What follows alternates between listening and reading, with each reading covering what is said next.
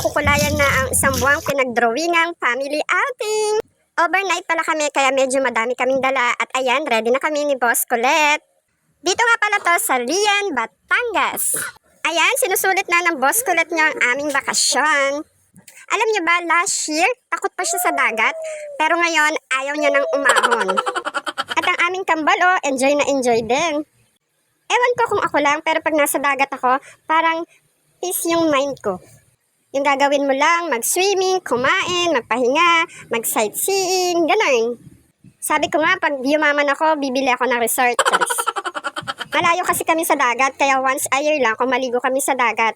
At kailangan pang pag-ipunan kasi medyo mahal ang gagastusin kapag nagbakasyon ka. Wala kasi kaming sariling sasakyan. Alam niyo naman ang rentahan ng sasakyan ngayon, napakamahal. Anyway, kahit magastos ang bakasyon, magastos ang maligo sa dagat, ang importante, nag-enjoy ang mga bata. At next year, mag-i-start na ulit tayo mag-ipon para sa next year na swimming. Ang ganda dito, ang linaw ng tubig. Kaya lang meron part na medyo mabato at madamo. First time ni Boss Colette makakita ng starfish at natakot siya. Low tide pala niyan, kaya kahit malayo na kami sa pangpang ay ang babaw pa rin. Sakto naman kasi marami kaming kasamang bata kaya enjoy na enjoy sila kakalangoy. Pero for safety ay kailangan pa rin bantayan kasi hindi mo alam ang disgrasya. Kaya kahit mababaw ang dagat ay nakabantay pa rin tayo kay Boss Colette.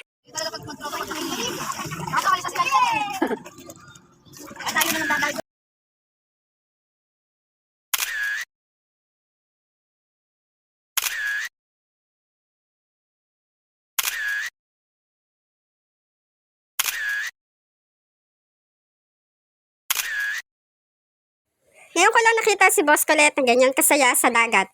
Dati kasi ay hindi niya talaga na-enjoy ang dagat. At ayan nga, sunset na. Ayan ang isang inaabangan ko kapag naliligo kami sa dagat. Napakaganda talaga ng sunset. At low tide na siya. Nasa gitna na kami niyan. Ay, wala ng tubig. Sabi nga ni Boss Colette, naubos na daw ang dagat. Ito yung masarap na balik-balikan, yung mga memories nyo nung bakasyon. Kahit nga ako sa edad ko ngayon, ito pa rin yung binabalik-balikan ko, yung mga naganap nung mga nagdaang mga year na bakasyon namin.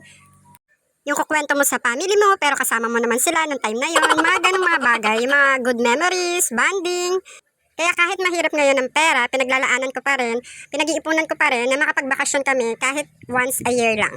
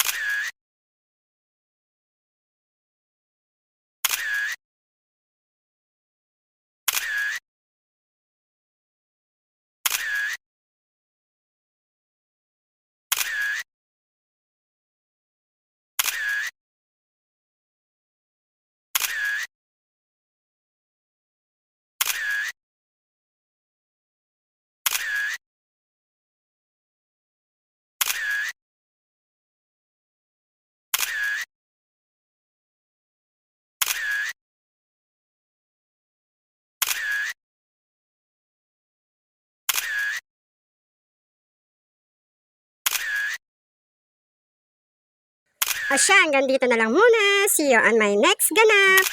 Bye!